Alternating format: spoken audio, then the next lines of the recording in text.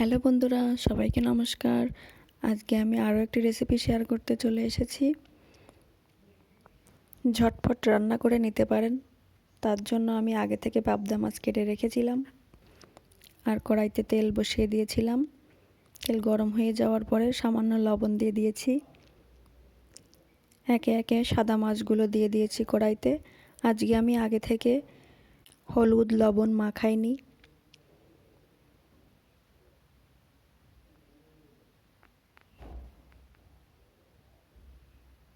নরম মাছ, তাই আলতো করে ভেজে নিতে হবে।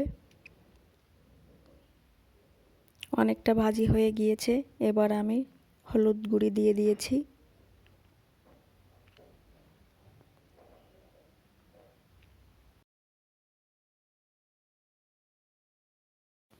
মাছগুলো এক পাশ ভাজি হয়ে গেলে মাছগুলো উল্টে দিতে হবে।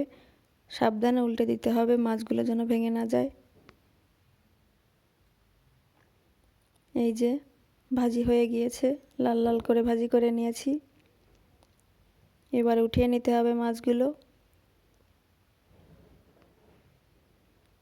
এই যে দেখুন, লাল লাল করে ভাজি করে নিয়েছি। কেমন মাছ ভাজি হতে হতে আমি রান্নার জন্য তরকারি কেটে নিয়েছি।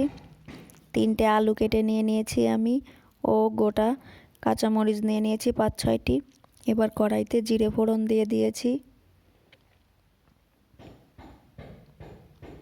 জিরেটা ভালো করে ভাজি হওয়ার পরে আলুগুলো দিয়ে দিয়েছি।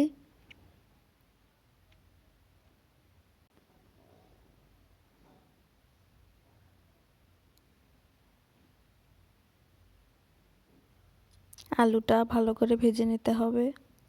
তার আগে সামান্য হলুদ গুঁড়ো দিয়ে দিতে হবে। আলুটা যত ভাজি করে নেবেন খেতেও তেমনি ভালো লাগবে। আলুগুলো লাল লাল করে ভাজি করে নেব।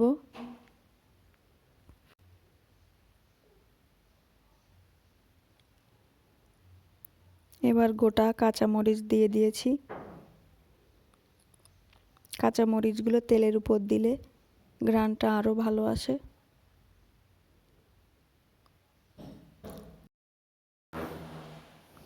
সামান্য নেড়ে চেড়ে জল দিয়ে দিয়েছি। আমার ভিডিওটি ভালো লেগে থাকলে সবাই লাইক, কমেন্ট ও শেয়ার করবেন। আর যারা এখনও সাবস্ক্রাইব করেননি, সাবস্ক্রাইব করে পাশে থাকবেন। এবার একটি ঢাকনা দিয়ে কিছু সময় রান্না করে নিতে হবে। এই যে আমি কিছু সময় রান্না করে নিয়েছি, আলুগুলো সেদ্ধ হয়ে গিয়েছে ভালো করে। এবার ভেজে রাখা মাছগুলো দিয়ে দিয়েছি।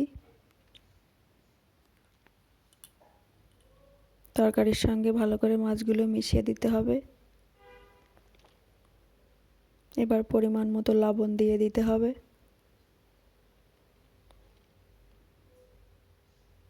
আবার কিছু সময় রান্না করে নিতে হবে। আমি 1 মিনিট রান্না করে নিয়েছি। আমার রান্না কমপ্লিট। এবার নামিয়ে নিতে হবে। নামিয়ে নিয়েছি। এর উপর দিয়ে সামান্য জিরে গুঁড়ো দিয়ে দিতে হবে। দেখতে ও খেতে দুটোই অনেক সুন্দর হয়েছে। সম্পূর্ণ ভিডিওটি দেখার জন্য সবাইকে অনেক অনেক ধন্যবাদ।